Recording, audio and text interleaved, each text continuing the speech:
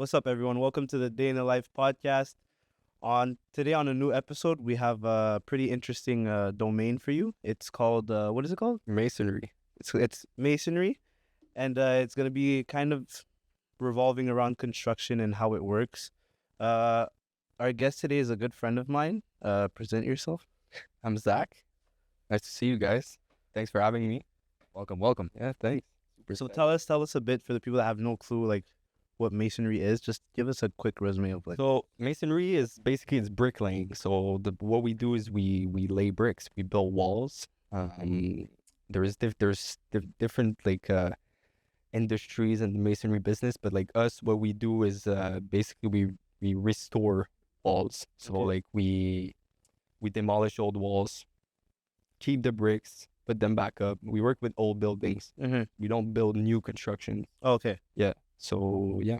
Okay. So we'll dive into that a bit later. Yeah. See how it is in the day in the life of a mason. It's a mason. A mason, yeah. So it is. Day in the life in a mason. We'll start from the beginning. So what school? Present yourself. Say what school you went to, and Yeah. who's that? So I'll start. I started in high school. I was in a French school. I went to French school, high school, and I was in a sport études program, Mm-hmm. which is basically it's focused on hockey, which was my sport, and school. So you needed good grades to stay in the program. We would start at 8, finish school at 12, Mm-hmm. and then for the rest of the afternoon play hockey. That's what we would do. Yeah, those were the best things. But like, not anyone could have won in that. You had to have like. You need to be good at your sport, which, there's different sports. There was soccer, football, whatever. You need to be good at your sport and school. So you need to maintain good grades to stay in the program. So basically, back in high school, Yeah. You said you did half of the day of hockey. Is hockey like the thing you wanted to do in life? You saw yourself like being a hockey. Yeah. At first, 100%, that was my goal, was become a hockey player, right? Uh-huh. Every single kid as a hockey player. Yeah. Your dream is to go to the NHL, right? Or there's different leagues, but yeah, my goal was be a hockey player at first. And you played with Mason, like, because we know a Yeah. few of your friends, like a few of your teammates you Yeah. played with. Yeah. And, like, a lot of you guys were, like, honestly really nice. Us, like, me and Yeah. Louis, a lot of our friends we saw, you guys were like, yo, Yeah. this guy could go far, you know? Yeah, we played high level. We were very good. But Yeah, hockey. where did it stop? Where did that love stop for you? Like, hockey. Honestly, the love never stopped. Okay. Like I still play now. I play for fun, the love didn't stop, but like it's more like at a point you're like, okay, like is this really like a career I want to pursue? And like is it, myself it was because of an injury, got injured. At what age was this? What age did you stop? My injury was I think I was like 15 years old, Okay. injury, and then I stopped for 2 years. And how did that process happen? Like, what type of injury, like, did you have? It was a shoulder injury. Yeah, Okay, did you, like, it was pretty bad. I got hit, my shoulder dislocated, and after we went through a whole process with the hospital, like at first it was nothing, it was just dislocated, right? Dislocated. The doctors were like, go back, play hockey, stop for 2 weeks, that's it. So I went back, I played hockey, and they kept dislocating. Eventually it broke 25% of my shoulder bone. And that's like the doctor said, like everything was fine. You could still Yeah, play. at first it was, they're like, go back to play, you're Wow, fine. I love our healthcare system. Man. Yeah. Just doctors like, oh no, everything's good. Just keep doing you. Yeah, And it's crazy. next thing you know, it affects you for the rest of your life. It lasted like 2 months. I kept every game I played, it would dislocate, so like a shoulder, that's how it's made, and it would dislocate and hit my bone, my top bone. So 25% the bone. how long was this for? Like, What the that, like, they diagnosed you that you saw that, like, okay, your shoulder's, like, messed up. Like, I need to get this fixed, bro. yeah. So after a couple months of, fuck, I need water actually. Give me water. But Yeah. go ahead. So yeah. So eventually I went to the doctors. I'm like, look, my shoulder keeps dislocating. That's when they saw like, oh damn, you're missing 25% of your bone. Was that your first surgery or? Yeah. So after that, they did like I went in like that machine. I don't know what it's called. What I mean? MRI, like Yeah, MRI. yeah, exactly. So that's when they saw like my bone was gone. So they're like, okay, we need to take the piece of your collarbone. So they took a collarbone piece, put it in my shoulder with screws. Yeah. How long was the Yeah. surgery? Do you remember? Do you remember all that, like, process? I think it was a 4-hour surgery. I was asleep and they put me asleep. Uh-huh. So yeah, I went through that first surgery. There's a second one. So first surgery, I I went back to play. Sorry. No worries. I went back to play after the surgery. Like, I took like a month off. Went back to play. Was supposed to be good. It broke again. Broke off. Oh fuck! After the first surgery. After the first surgery. Because Fuck. basically, the first surgery, they're like, we're not gonna put screws yet. You don't need screws. They're just gonna try to like, I don't know what they did. They just didn't put screws in my shoulder, and it broke off. So yeah, where was I? Surgery. Okay. So First, yeah, keep going. yeah, first surgery. They're like, fuck the screws. Just, I don't know what they did. Went back to play. After 2 weeks, it broke again. So I went back to the first doctor. Yo, what the fuck? Broke again, you know? And then they were like, okay, then now we'll put screws. Holy shit. It's a shit. Bro, bad air. It's the fucking... No cap.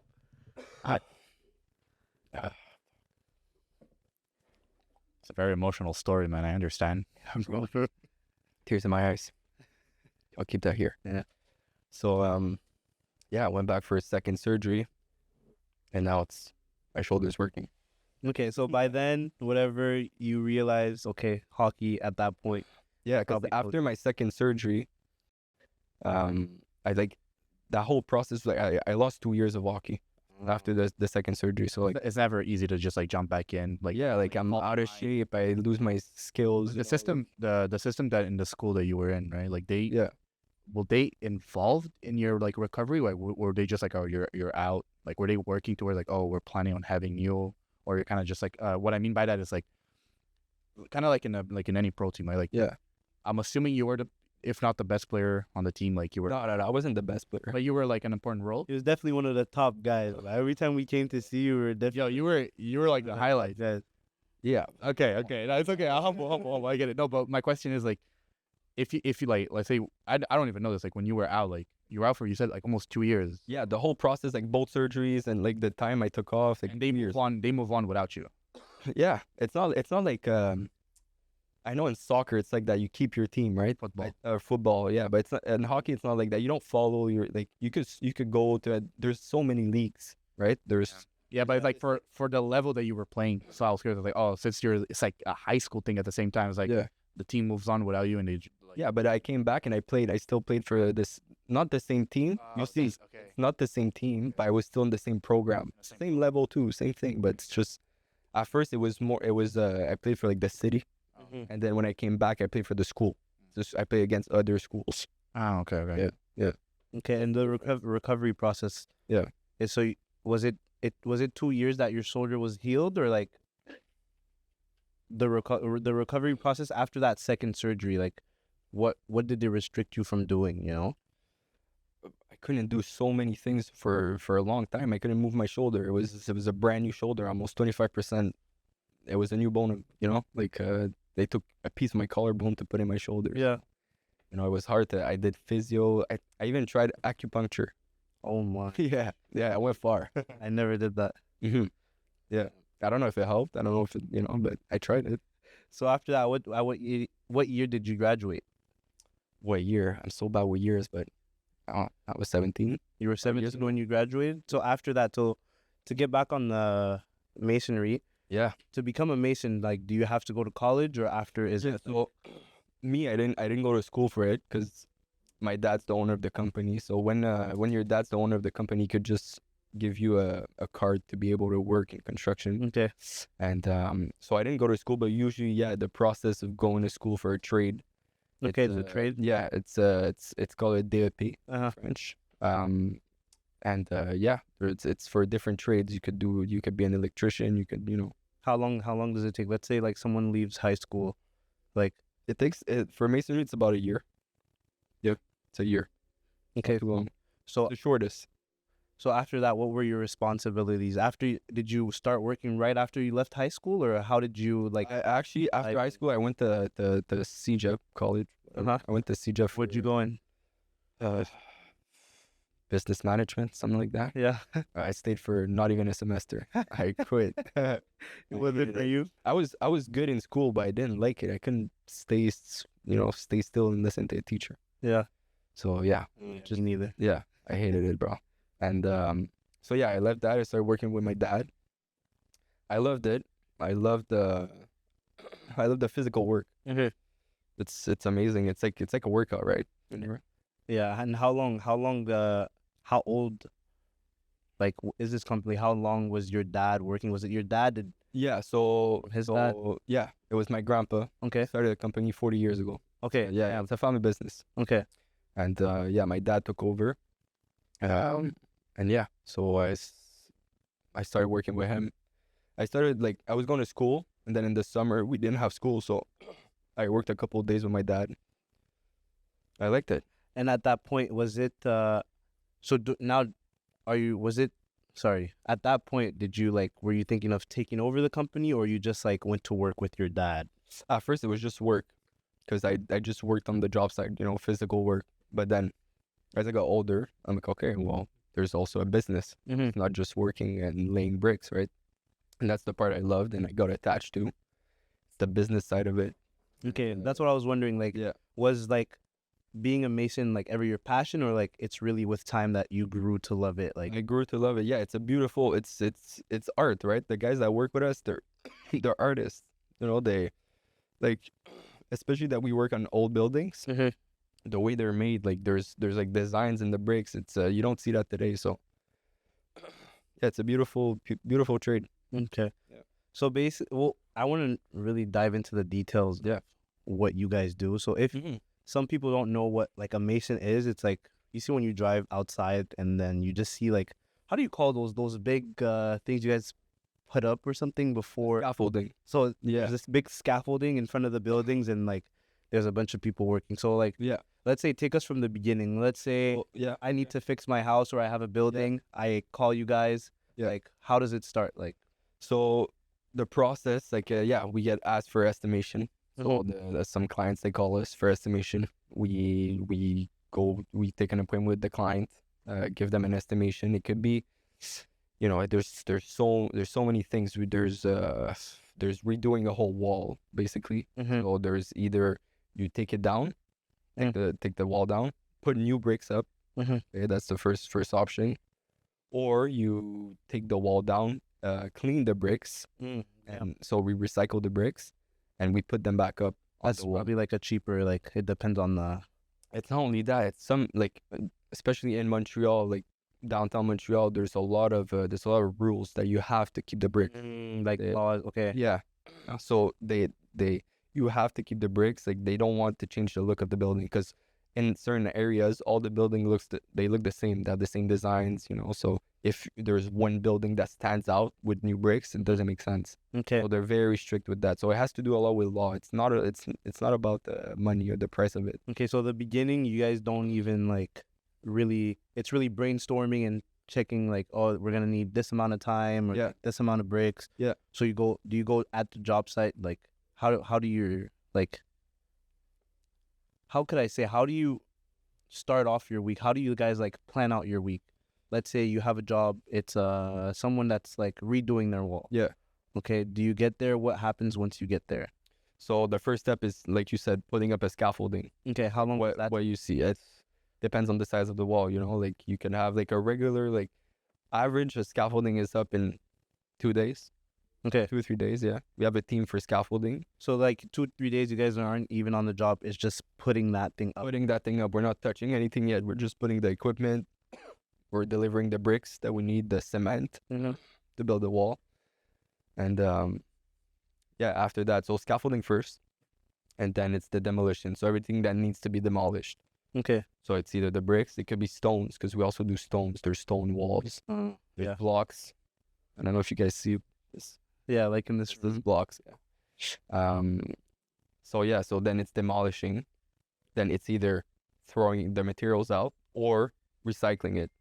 This is longer. So you said that recycling it is cheaper, but it's the opposite. It's more expensive. Oh shit. Okay, because it takes more time for you guys to like actually clean. We're clean each brick one by one. So Okay. it takes For the scaffold, every time I see scaffolds, I always wonder like how how it stays there. Like I always imagine like, bro, what's keeping it there? Why like a whiff of wind just doesn't take it away. It's pretty solid. It's very solid. The way it's made, like it's not just that, it's tied to the building. Okay. Like after like 3 levels of scaffolding, you need to tie it to the building. So there's also that. So it's very stable. Okay. Yeah. So Building.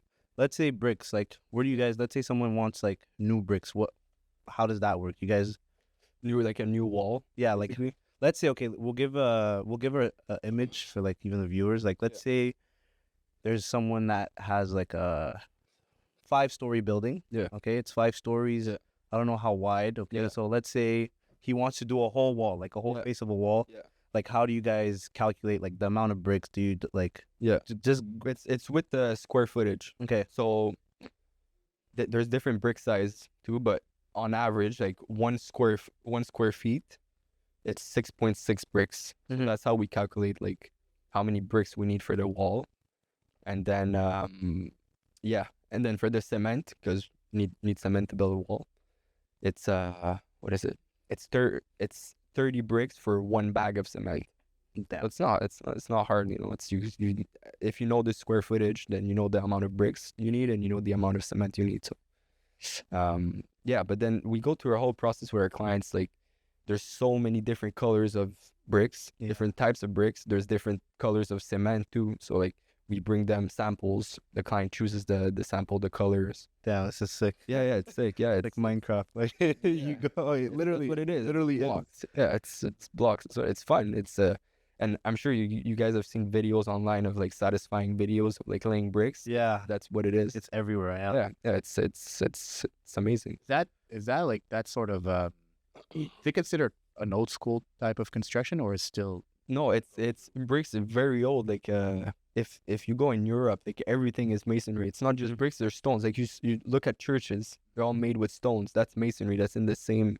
It's not only bricks, it's stones. You know. So it's not like it's not something that people are afraid of like, oh, I don't know, like drywalls, for example. Like that's not, you can't compare. no, because it's not the same at all. Because it's first of all, it's outside. Yeah. So True. and bricks, it's the outside of the house. Is when it brings value to your house. There's different options. You don't have to put bricks outside. You could put vinyl. You could put so many exterior sheeting, but Mhm. bricks brings a lot of value to a house. Mm-hmm. Yeah. So let's say on the job site, how many like on average, how do you guys gauge like we're sending like this amount of people to the job, or like how much people does it take to even? So basically, we have masons. Uh-huh.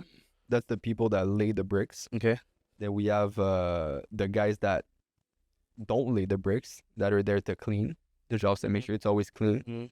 Do the cement, so they provide cement to the masons, Mhm. and they bring them all the bricks they need. So they keep them. They how do you say that? They feed them, exactly. Yeah, Okay. yeah. That's their job. They feed them. To keep them like Yeah, 'cause obviously they're- rolling. They're bricklayers.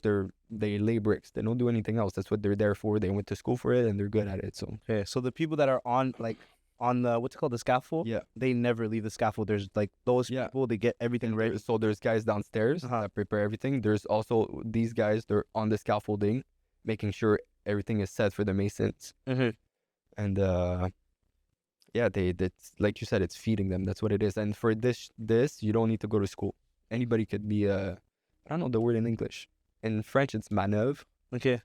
All the people on the floor, you don't Yeah. really need. Okay. Yeah, they don't know. You don't need. You need a card. In construction, you need a construction card to work, Mm-hmm. to be on a job site. You need like security classes, like a basic. It's yeah. So you just need a security class, and then you could be on the job site. Okay. Yeah. I was gonna ask. Wow, I lost my train of thought. So when for jobs in Canada, or I don't know if it's just in Canada, like the not like the card, is that like mandatory for even like the lowest tier of like construction? Like not just like in what you do, but let's say like even something as simple as like renovation, like You need a card or just mandatory. It's called CCQ. That's like the association, construction association, and you need to have those cards to be able to be on the job site at all times. That applies to like any type of like renovation, Anything, any trade, yeah. any trade of huh? Yeah. Wow. Anything involved in construction. Yeah, so that's for the workers, and then for a business Mhm. like us, you need a RBQ license. Okay. So that's a license to be able to be a construction business. And for like construction, there's definitely like a shit ton of like restrictions. Like, what are like There's- common restrictions that you guys go through, like with the city and like? Yeah, there's so many rules. There's a whole book on it. Like there's everything you have to follow to do construction. Like every single detail, like the length of the screws you need to use, like Yeah, the space like on the sidewalk. You have to everything. be, like- Yeah. There's so many rules, and you have to follow every single thing. That's why that's. But when you get a license to work, that's not for the workers. That's to be a construction business. Mhm. When you obtain the license, you need to follow classes. You need to pass. You need to do tests, exams. Mhm. So yeah, there's so many things to follow. No, yeah, like even like blocking streets. Do you guys like block streets often? Like, cause honestly, for masons, like, and you guys in your work, I feel like you guys generally don't take that much space. It's like so like Because we stay on the line. yeah, Yeah, we're on the wall. We're not like on the street. We're not doing like the street. We're not doing the sidewalks or so. But yeah, sometimes if it's a big job site, we need to block the streets to put our equipment. Mhm. Yeah, because there's no space on the land or whatever. Mm-hmm. Especially in Montreal, the lands are tiny. Like the front land, it's tiny, so there's no space to put the equipment. We have to go on the street. Okay. Yeah. So let's say we'll go through the essentials. What do you think? Give me like 5 essentials, like let's say tools in your jobs that you absolutely need as a mason. Essentials. Like what does a mason have in his toolbox? Honestly, not a lot. Oh yeah. You need a trowel. Okay. Trowel is the thing you take the cement with, and you lay it to put the bricks. Okay. That's the main thing. Did you ever become like good at that? Like you were saying, Yeah. those videos online where people like Yeah, of course I did. I lay bricks. Even now, I still do it once in a while. I love it. It's fun. It's a fun work. Mhm. And you don't need a lot of equipment to be a mason. okay. To demolish, you need a lot. You need like hammer drills and to take out the old bricks and all that. But to lay bricks, you don't need a It's lot. kind of like a simple. Well, I won't say simple, but it's like a classy way of doing construction. Is that a good way of putting it? Like just not a lot of like for the line that you're in, right? Because I know in construction there's lines, but like for what you do exactly, which is just brick walls, kind of. So it's easy tools, nothing too like out of like out of. No, we don't need a lot of electrical tools or like tools with batteries. No, we need the basics, of course, like a drill, like hammer drills. Is it the same? I don't know if it's like a wild question, but is it the same thing like when they were building buildings 50 years ago? Is it the same? No, there's a big difference, and we see the difference because sometimes we work on buildings that they're 70 years old. So we take the bricks down and we see what's behind it. So they used to put I find all the time. I find newspapers, old newspapers. They used to stuff the wall with that. No Yeah, way. yeah, Sure. yeah. So I see like 1935, 1942. Yeah. That's crazy. When we were cleaning up down here, we found like this place here used to be like a bank. We found receipts from like 1970. Cool. Oh yeah. That's very cool. Yeah. I didn't even know that. Yeah, that's pretty crazy. Yeah. So I have a question for clientele. Like, how does that work? Is it hard, like finding a clientele? Like, how do like people reach you? Is it just a website, or like how do you really get out there? Well, we've been in the business for a long time, so for us, it's it's not that hard. Mhm. Clients come to us, and we're like I said before, we're not building new houses or new buildings, right? We're repairing it, Okay. restoring it. So there's always work that needs. It could be anywhere. There's always someone that needs to repair bricks, right? So it's not hard. They come to us, honestly. Like, of course, we have online like marketing and all that. Like, we have a website, but like it's not hard. If you're starting in the field, yeah, you have to build your name. You have to reach out. You have to go search for clients. But they come to us. And does that offer you so you have a lot of clients? Do you ever have to stop, or like you guys are able to work like Yeah, so year round? because we work outside, there's winter here in Yeah. Montreal. So in the winter, we don't work usually. Okay. We either have inside jobs, like I said before, the blocks like this here, we could work inside. Or there's there's an option where we put tarps around the job site and Yeah, that's heat it up. That's what we did this year. Yeah, Okay. but that's expensive. So if the clients want to pay, well, you'll do it. Yeah, but it's expensive. Okay, so you have the option. You guys just don't decide to like go through that side. It's No, more because like it gets hot when we tarp it and heat it up, but it could go to -30, and you going from heat to cold. It's not fun for the guys too. how about for the work? Does it affect like laying the bricks or how cold the Yeah, because there's rules about that too. There's a certain degree that you can't lay bricks because it's not good for the cement. Like, let's say the wall's supposed to last 50 years. Well, if you lay bricks under 0, Mhm. the joints are gonna crack way faster, and yeah, it's not good for the lifespan of the wall. Okay, is there a job that you like hate having? Like, let's say like this customer's calling you, oh, we have this issue. Like, what's that issue that you guys don't want to hear about as a As work we did, or like new jobs, like work you did, new jobs? Like, Yeah. what is like the horror movie for a mason? Like, what's horrible that you guys don't want to see? Water infiltration. When there's water that goes in the wall, that sucks. You never want to hear that. You know, like let's say you did a new wall, and I don't know. Sometimes we're people. The guys forgot to put something behind the wall, and the water goes in the house. Mhm. That sucks. That means you have to go back, open what you did, make sure everything is sealed. Fun. Yeah, that's not fun. No, yeah, water is like, oh, I feel like water is like the worst thing all across. That's what damages are like, and especially here because we have winters. And potholes, yeah. Yeah, potholes. Yeah, that too. Hate it.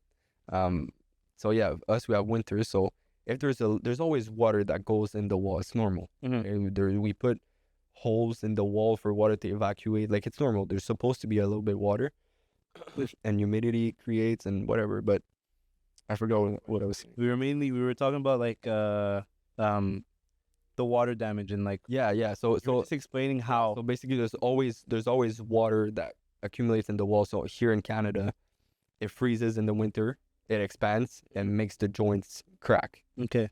Do you often see yourself like generally for a job site like I said, you guys are working outside. Do you guys often run into like working with third parties? Like let's say you guys need like I don't know, electricians or even like plumbers to come, like they have to do this. Yeah, electricians, because there's electricity outside. There's sometimes there's lights that are on the wall. There's different. We also work with scaffolding companies. Okay. Because sometimes you don't have time to put up the scaffolding because we're running projects. So we hire a scaffolding company. They come put it up. Then we go work. Mhm. When we're done, they come take it down. Mhm. We work with different companies too. Okay. Does it stop you guys from? Is it like more so annoying? Like you guys have to wait for them, or like all works? It's all like pretty planned out. No. If you plan in advance and you're on a schedule, you're fine. There's always delays, right? Because there's rain. Mhm. When it rains, we can't work. There's different delays, but it's part of the job. And honestly, like clients understand. And it's in construction. There's always delays. Okay. So construction, I feel like there's a lot of people like going that are looking for construction jobs. Like, is it hard becoming a mason? For a new worker, Yeah. How do you guys like look for workers? Do you guys take anyone or? here it's honestly there's phases. There's phases where there's a lot of people looking for work, and then there's phases where there's no one. Right now it's not bad. It's pretty stable, and we could go straight to the school where they teach the new workers like the trade. Mhm. And yeah, we go straight to the school and we hire them from the school, or there's online on the CCQ, the association, they give out names that of people that are looking for work. Basically, they give out names, a list of names, and we call them. Are you looking for work? Yeah, blah blah blah. Mhm. And yeah, and then through friends too. There's a lot of our employees. It's like a worker works for us, and then their friend wants to start working, so we take him, teach him the trade, and they work with us. Yeah, yeah, it's not hard. It's not a big problem for us. Oh yeah. So you said we spoke a lot about like bricklaying and Yeah. stuff. Do you like what other things like if someone do you go to people's houses or like is it really just building that you guys touch? No, it's houses, residential, commercial. We do both. Okay. Yeah, so it could be a big building like a condo, 100-unit condo building, or it could Damn. be at someone's house. It doesn't matter. We don't take a small. There's smaller companies that do that, but we do residential work too. So mainly like all walls. You guys Yeah, you guys walls. all That's what walls. it is. Yeah. You Yeah. guys cover that? Yeah, but there's not only walls. There's also people call us to change a window seal. A window seal is what's under the window. There's a piece of stone under the window. Mhm. I don't know if you guys know what it is. Mhm. Basically, if it rains, it pushes the water away from the wall. So that's what it is. So there's stones at the bottom of the window, and people call us to just change that. So if someone has a 100 windows and there's 100 window seals, then you change that piece. It's part of the wall. Yeah. Yeah. Do you guys ever like, let's say like, so there's the scaffolds. Yeah. Do you guys ever like not use scaffolds and like just like see that like the people that clean the windows Yeah. and like they have like, what even is that like? Yeah, and but we can't use that because us it's heavy. Yeah. So the bricks are heavy, the cement is heavy, so that it doesn't support the weight. Mhm. For a window cleaner, it's fine because it just has this bucket and cleans the window with water. So, but us no, we need a scaffolding. We need something stable that can support the weight. Mhm. And we have like 5 guys at a time working in there. So So for you, what's new? Like, how could you expand from that business? Is there a lot of ways that like you could like branch out like masonry, or it's really like niche and like it's very like specific to walls? Like, do you ever see your like, is it easy to expand to like roofing or like? yeah, well, companies do that. They have different like their main thing is, let's say, masonry, but then they have a different leg of the work that changes windows. You know, because it's the outside. They try to stay in the same field but different trades. Okay. Here we go. So yeah, let's say a masonry company could have a different leg of the business that changes windows. So they have a window company Okay. on the side. Since they put different trades together to build a company. Do you see yourself ever expanding, or would you keep it just as a what's it called, mason? Like, would you just keep it mason? No, or would you ever I want to bring it. I think I like the idea of owning buildings and repairing them and then renting them. Okay. I want to bring it to a real estate company. Okay. You know, so buying buildings, revamping it, then renting it. Okay, so pretty much you would just specialize at that side, or you really want like a company that like takes care of everything, but you got like the masonry part. Yeah, I still want to keep the masonry part because it's important. It's rare. You know, it's rare to have good masons and a strong team in that field. So I'm always going to keep the masonry part. That's never going to leave. Yeah. So we spoke about like what's next. Like, Yeah. does that answer the question of what's next for For our business? for your business and like the options that you guys are looking at? What are you guys mainly looking at like to expand? Like, how would you?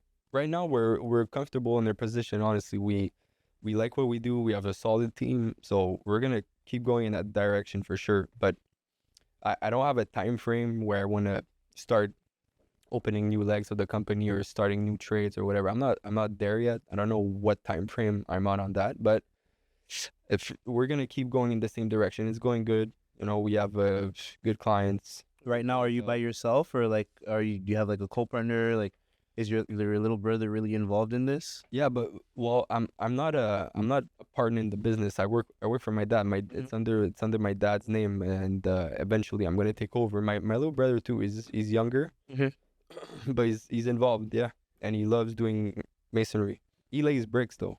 He's a bricklayer. So we're gonna lay it out for everyone, and I'm gonna ask you what's your perfect dial, and by dial I mean like what's a perfect day in your life. I'm wondering like, do you see yourself? Is this company expanded? Are you retired?